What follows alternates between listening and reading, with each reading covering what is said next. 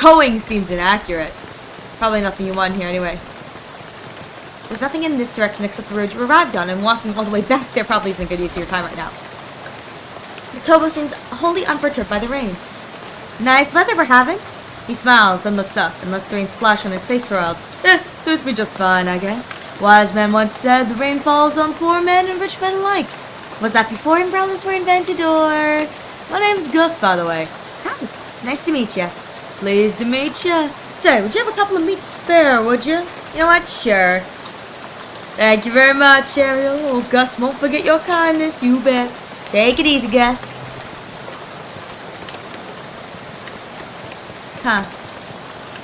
Going out of business. Coal of War surplus. Oh, Murray's Antiques. There you go. A bell over the door dangles as you walk into Murray's Antiques. The young woman at the counter looks up at you as you enter.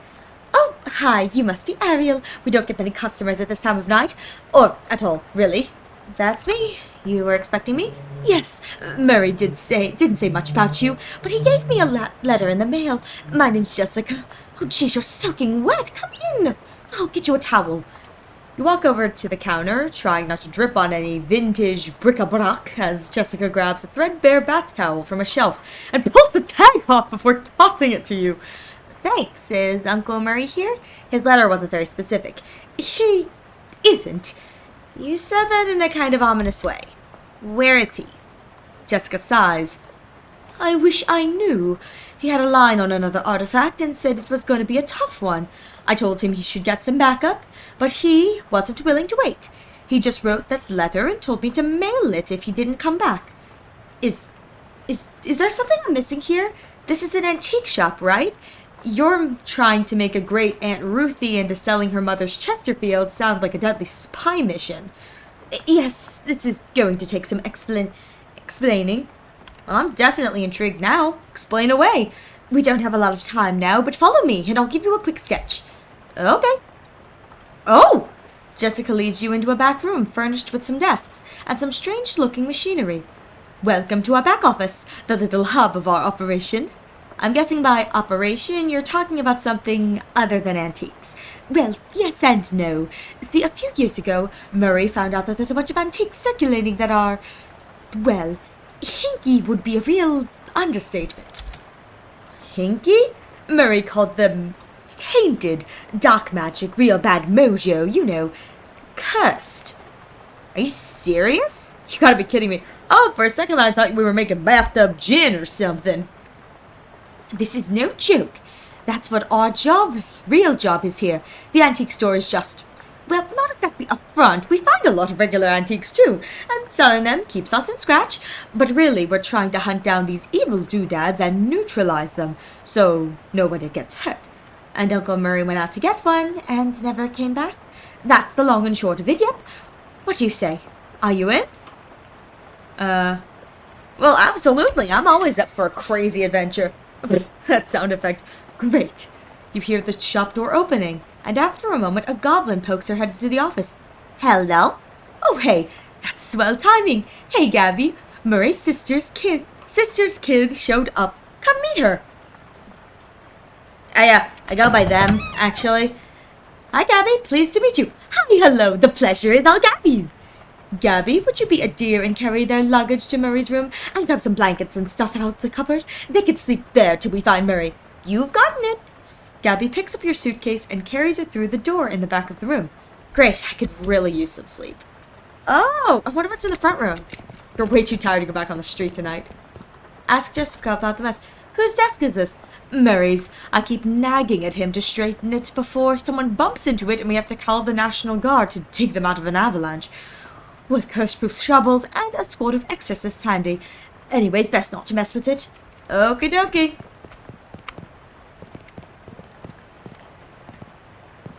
Oh. Hey, Jessica. Whose desk is this? Charles Wallace, our handyman. He's fixing up a leak on the roof right now, but he'll be back later tonight. I see. What's the cat's name? Calypso. Mary got her a couple of years ago. Scritch the cat behind the ears. Oh, but she doesn't react at all. Why doesn't Calypso like me? She'll warm up eventually. Try giving her some sardines. She loves those. Do you have any sardines? Nope, we're all out. You can get some more tomorrow. They have them at Cola War's surplus store next door. But I want to kiss... I want to... Oh... You wonder where the door leads. You open the door, and there's just a brick wall behind it. Apparently it goes nowhere. Well, I'm gonna turn in. Good night. Hang on a second. You can't go to sleep just yet. I'm pretty sure I can. I bet I could do it right here while I'm still standing up. Well, I'd hate to spring this on you, but there's something we need you to do before the night's over. Wow, a mission already? You know those cursed artifacts I was talking about? Since info on them is so sketchy, we've been working on a machine that can detect them with radio waves. We call it the Detectotron 1000. We've just gotten it up and running since Mary left, and it turned out to be a tainted thing. And there turned out to be a tainted thing right on our doorstep. That doesn't sound good. Yeah, it's not great. I was gonna have Gabby go get it, that's why she came over tonight. But since you turned up out of the blue... Are you sure this can't wait until morning? You sure? You sure this can't wait until morning? I've been walking around all night in the pouring rain, fetching gas for a bus driver. The thing's been there who knows how long already. Surely one more night won't be the end of the world. I'm really sorry about this, but the end of the world might well be this sort of thing we're talking about. Cripes, you're really putting the hard sell on me here. You won't have to go far, it's just down the other end of the block, if the readings are right. There's a newspaper office that got shut down earlier this year. It should be in there. Well, Gabby will go with you. She's good in a fight. A fight? Heck yeah! Gabby joined you as a companion! A fight? Heck yeah! Yeah, well, hopefully it won't come to that, but you never know. Hey, Gabby! Gabby reappears with an expected grin. Go to the newspaper office with Ariel and help them get that hat, okay? Okay, Gabby is ready for an action. Let's mosey. Heave a grumpy sigh, let out a tired sigh. Tired sigh. All right, fine. You said it's a hat? A cursed hat? According to the readout, yeah. A man's fedora, probably. And I'm supposed to, what, just break in and take it? Well, not break exactly. I managed to finagle a spare key out of the guy at the realtor's office. I'm pretty sure that still counts as breaking and entering. You'll be in and out and back here and in bed before you know it. Newspaper office key. Okay, wish me luck, I guess.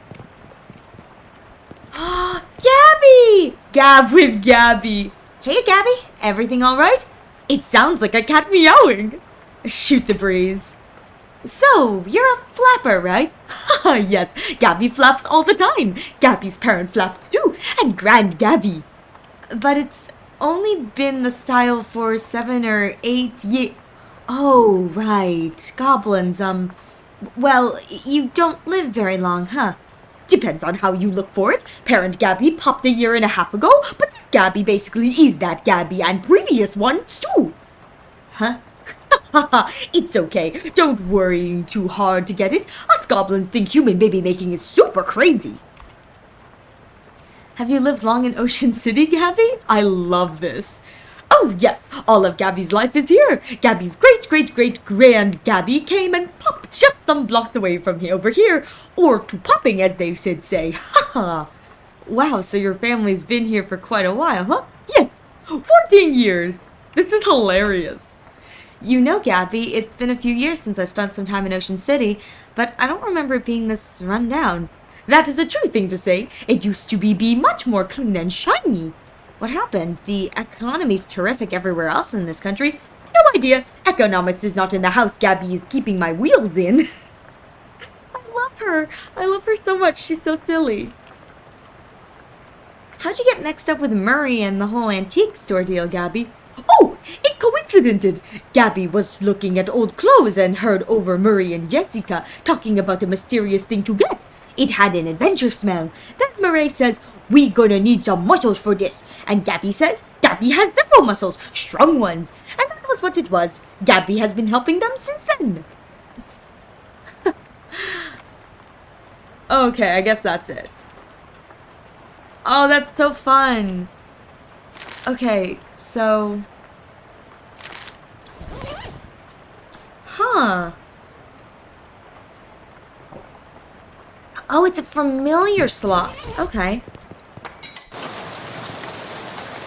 Everything good, Gabby? Gabby has readiness for an action.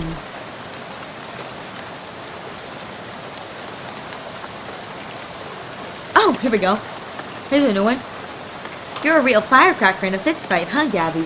Haha, Gabby likes fighting and dancing. The best two things. Gabby invented fight dancing once, but this world was unready for it. Maybe 50 years later.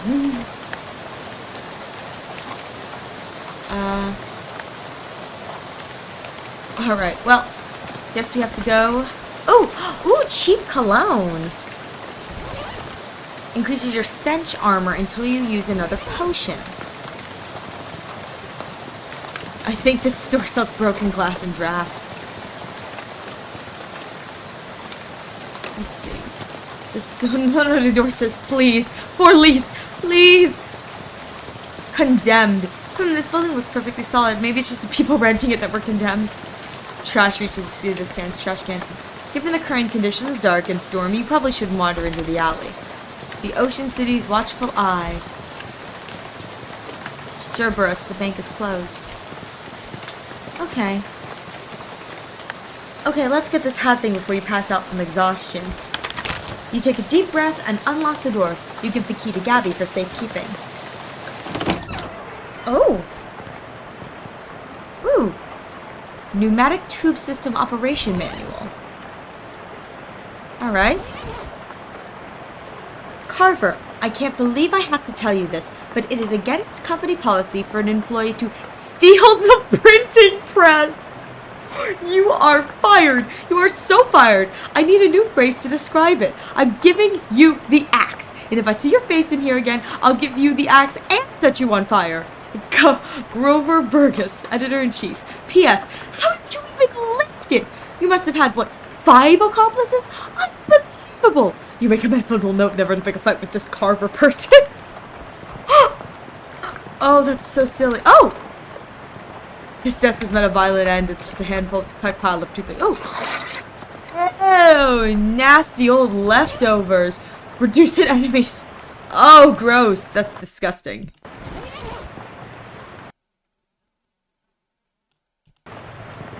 Okay. Oh! What date would you look in the archives for? Oh, this one. Oh, here we go. What day would you like to look at the archives for? You find something interesting. You gain 5 XP. Tragic accident certain to have no consequences. Tragedy occurred yesterday evening when Hiram O'Curlins, owner of the first Oh, this is the rollover thing. Owner of the first mass-produced commercial automobile registered in the state, accidentally struck and killed the state's first hitchhiker, i.e. a person standing on the side of the road attempting to solicit transportation from passing motorists. Fortunately for Mr. Cullen, the notion of vengeful spirits in the dead of night haunt the places of their demise in murderous phantasmic rage has been rejected by modern science as rather unlikely, and wouldn't you say unlikely, sure. Nothing here. Ooh, nasty old coffee. AP by 1, okay. Government corruption at an all-time high. The government has once again slashed funding to city services and social programs, citing waste, but without offering any supportive figures to explain where the funds have been reallocated to. Additionally, anonymous source reports to... It cuts off abruptly, maybe a result of the pink slip next to the typewriter. Read the slip.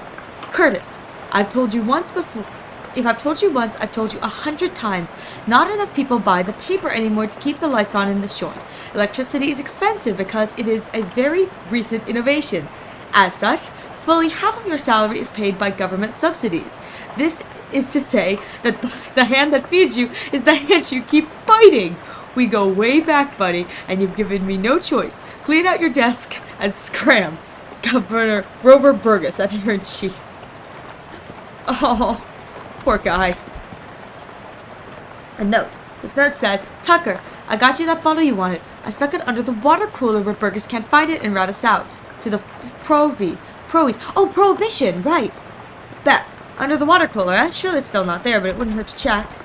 This is exactly what I was thinking. Ooh, look, a trapdoor.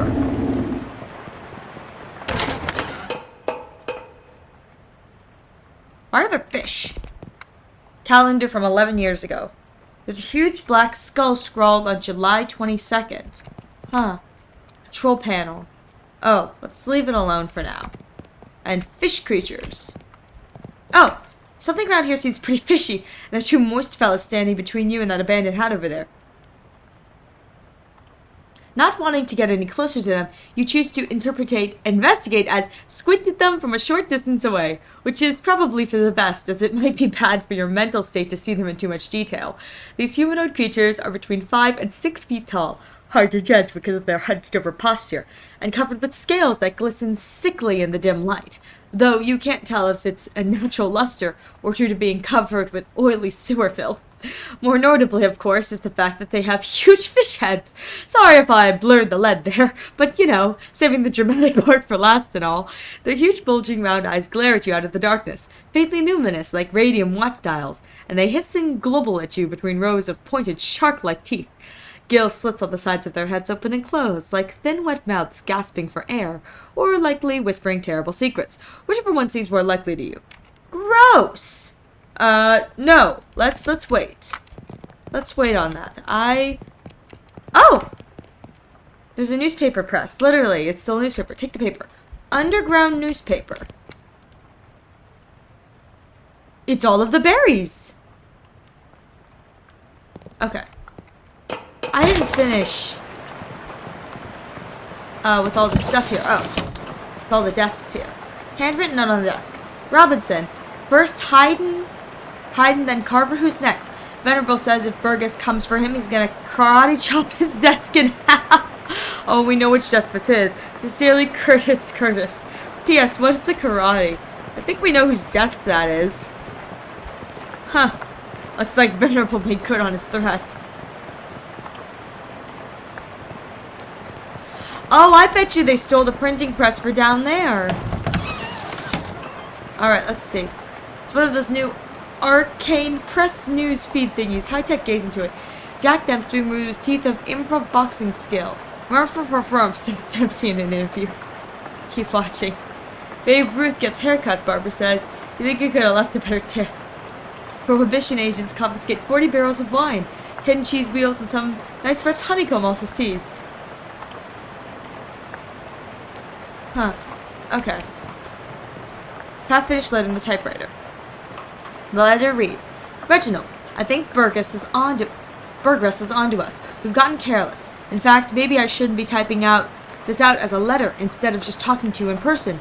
Why am I doing this? Meet me under the water cooler this afternoon. Ah, crap. Here comes Burgess with a pink slip. Sincerely, it doesn't say who it's from. The writer must have gotten fired before they could type their name. Also, under the water cooler? What's that about? The trapdoor? Ooh! There's a pink slip on this desk. Hinden, I'm not paying you to publish cockamamie conspiracy theories. In fact, I'm not paying you at all anymore. Clean out your desk and hit the road. Grover Burgess. P.S. Do you like the word cockamamie I used up there? It's a slang term I coined. It means ridiculous or implausible. I think it's gonna really catch on. Cockamamie? I don't know what that word is. Oh, reporter's cufflinks. Ooh, +1 mysticality.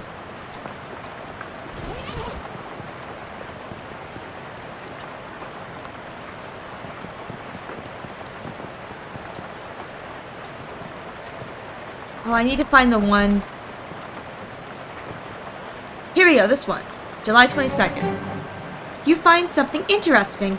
The top story from the date is the Ocean City Comptroller's passing of an overly complicated sidewalk right-of-way policy that outlawed street-wide newspaper vending machines and limited the maximum allowed width of newsstands to 4 feet. The story continues to say that watchful eye management raised concerns about loss of revenue, and the comptroller made vague promises to divert city funds to make up for any future shortfall. Looks like it worked out great for everybody. Huh. Well,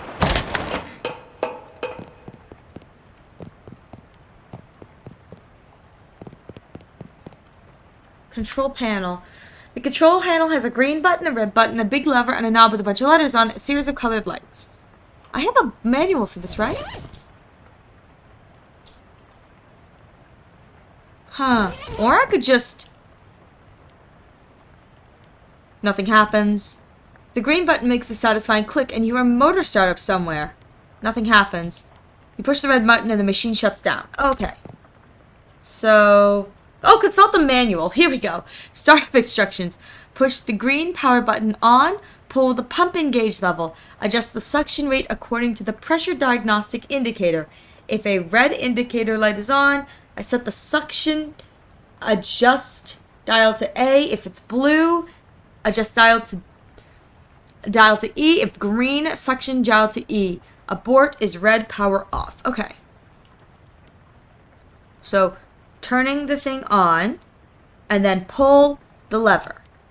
You pull the lever and a very pleasing kerchunk, and the motor turns a sound.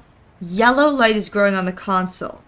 Oh, they didn't say anything for yellow. Adjust the suction rate according to the pressure diagnostic indicators. If the red light is on, adjust it to A. If a blue indicator light is on, E. Huh. Push the green button. Nothing happens. Turn the knob.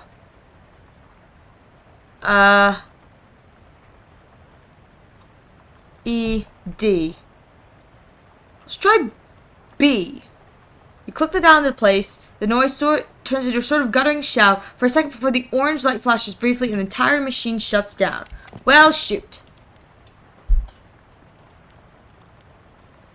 A yellow light. Well, okay, so if B didn't work, and A is red, E and D, so let's try C. Like, oh, wait, D is green, and A is red, orange, yellow, D is green, blue. Oh, I bet you it's C. Ah! Oh. Oh no, where did they go? Well, someone's going to get some very strange mail. What were those things anyway? And what were they doing down here? Were they trying to start an underwater newspaper? That wouldn't work. The ink would smear. Oh.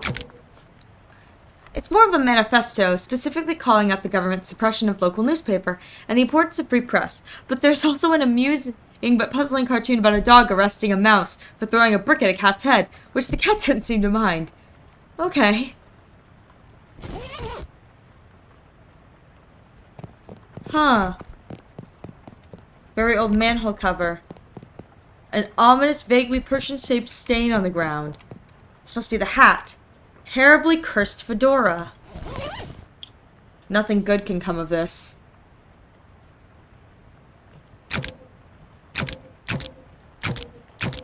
Ah! Why not wear it? Game didn't stop me, so why not? Alright, back to the top we go. Do you like my hat, Gabby?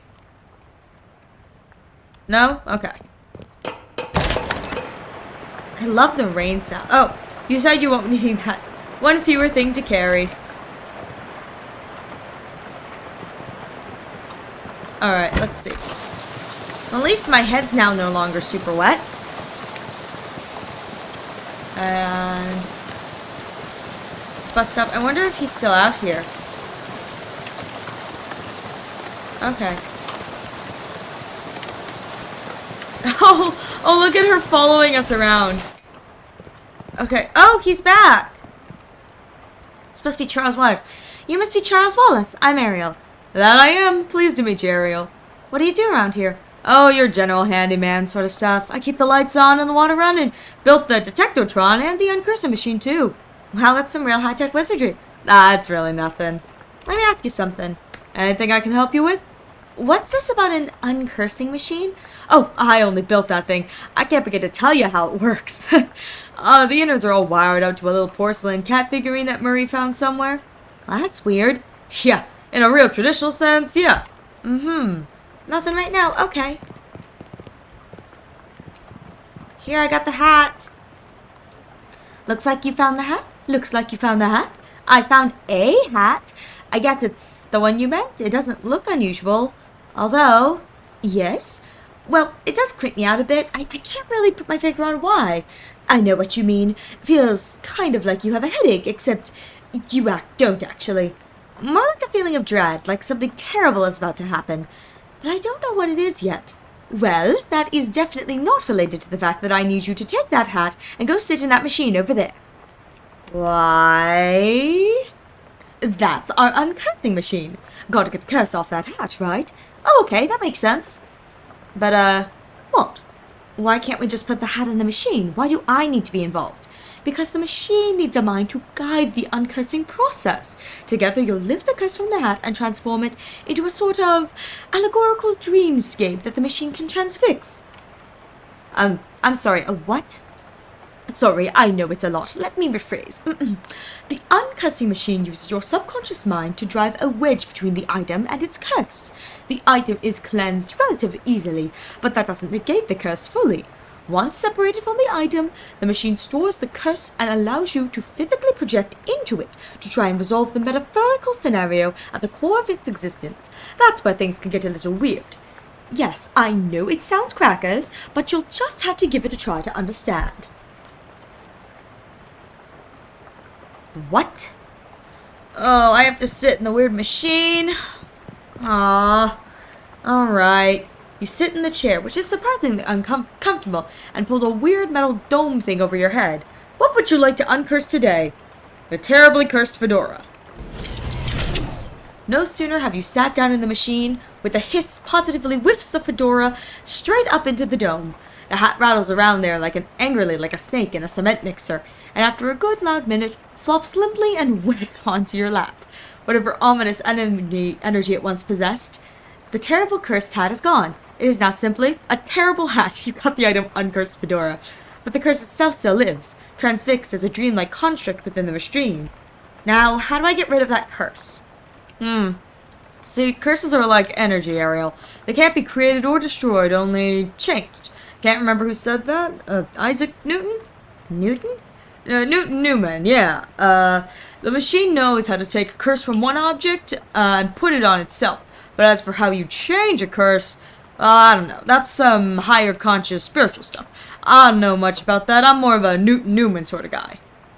The fedora's curse bounces around the innards of this machine, daring you to come and project your consciousness inside that. No, maybe not. Maybe not.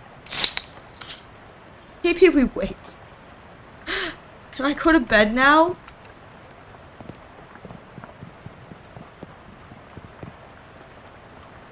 How'd it go? It worked, I guess. Great. What was it like? Well, I have a mild headache. I haven't actually yet resolved the curse yet, though. I can wait if you want to get some sleep, but best not to let it linger too long. Thank you, I'd love to nap. Ooh, plus one. Plus one. My room! You're dead tired, but you shouldn't sleep in these wet clothes. Go and pack your trunk. Oh, open your trunk. Ah! What the heck? You stamp out the flames, but it's a total loss. Everything you own has been reduced to ash. Everything? Everything except, bizarrely, the stamp from Murray's letter. Curious. The postmark says this. 18 April 1906. Even though Jessica said she mailed the letter only a couple weeks ago. Huh. Oh! Take a look. It's a shelf for knickknacks and dickocks. It's an old rag doll on the top shelf. Must have been left from the previous tenant. Oh, I thought I could take that. You should try to... I love this. You should try to acquire a bunch of random stuff to crap and clutter, I think it said. Unfortunately, no shows have been invented yet. I will do my best in an endeavor to get a bunch of crap so I can open up the thing. Huh. Wonder if I can... Oh!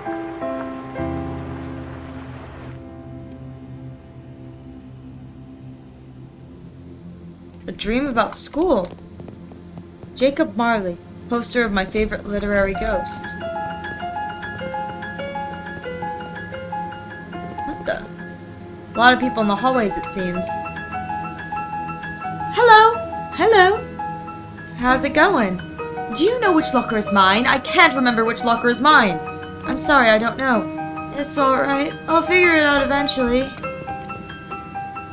Nice faces you got there. Do you know which locker is mine? I can't remember which locker is mine. Sorry, I don't know. It's alright. I'll figure it out eventually. Ooh! Agent of Chaos. The sparrow flies at noon. Do you know which locker is mine? I can't remember which locker is mine. Okay. First, you open the first locker to reveal a thriving colony of ants. Second locker is full of peanut butter. The third locker only contains a tiny shrine to Babe Ruth. Fourth locker is empty. Fifth locker is filled with cookbooks, but they're all in French. Sixth locker opens into a vast, uncaring emptiness of space. You jam it shut quickly so as not to suffocate. There isn't a seventh one. I said check the seventh one. I said there are only 6 lockers. Check the 7th locker now! Oh, jeez. Okay, jeez, you look in the 7th locker. It's filled with old school papers. Look at the papers.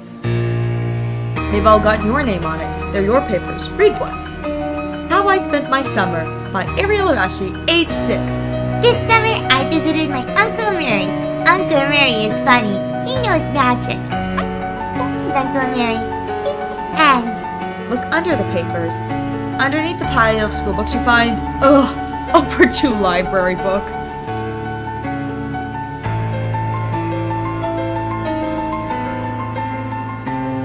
The only way to interact with your inventory during a dream is if you convinced Freddy to hold it for you at the exact moment you went to sleep. I did that, though. No, you didn't. I did. I asked Freddy to hold all my stuff and he said yes. You don't even know Freddy. Fine, you caught me.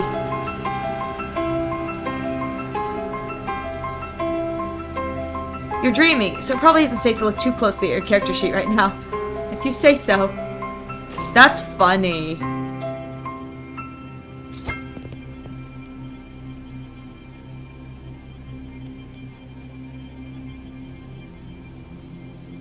Oh. Huh. I wonder. Maybe I should have sent them to the 6th locker. The hallway is less crowded now. Our founder, Branworth Governess. Oh. Hello there. You must be. She flips through the book on her desk. Ah, here we are. Arashi. Ariel Arashi. I know who I am, but who are you? I'm your academic advisor. It's time for you to choose your class. But I dropped out. In real life, certainly. You must, however, choose a class. Oh, I get it. This is where I pick a character class. Now then, it looks like there are 3 classes for you to choose from. There's Advanced Kicking and Throwing. This is the class for pig skinners. Then we have Overview of Card Conjuring. This is a class full of cheese wizards. And finally, Weird Time Signatures 4504. This course is for jazz agents. Oh my god, I want to be a jazz agent. I hope that that's the Moxie-based one. I really enjoy the Moxie-based ones, but I want to be a jazz agent.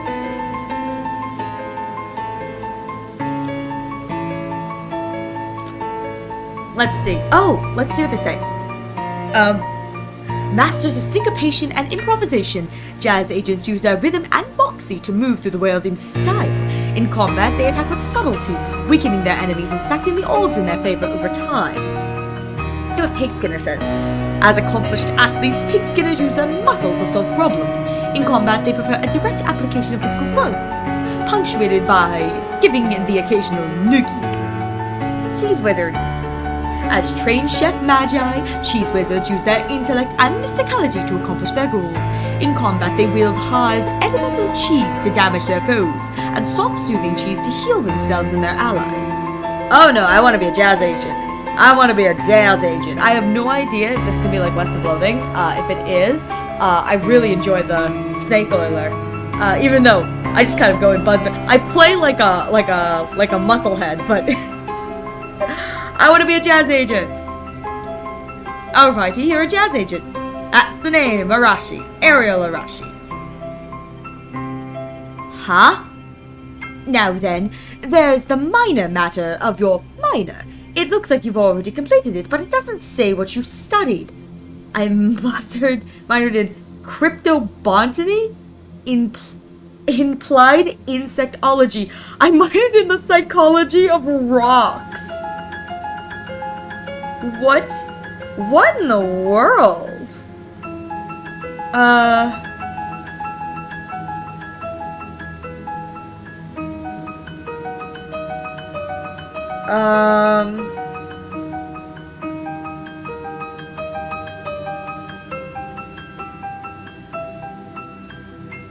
Cryptobotany makes me think plants. Maybe that's like a forager thing. Applied insectology, I have no idea. Psychology of rocks is maybe you get the same thing from plants but from rocks?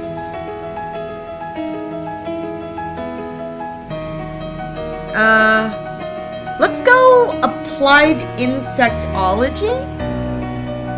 My minor was applied insectology. I have no idea what I'm doing. Ah, an insectologist. So you're an expert on the bugs and the birds and the bees and such. Yes, except for the birds part. You got the perk insectologist. Gather crafting ingredients from insects, as opposed to plants or rocks, I guess? Okay, I don't know how that's gonna help, but alright, with that I believe we're done. Feel free to wake up and go about your day.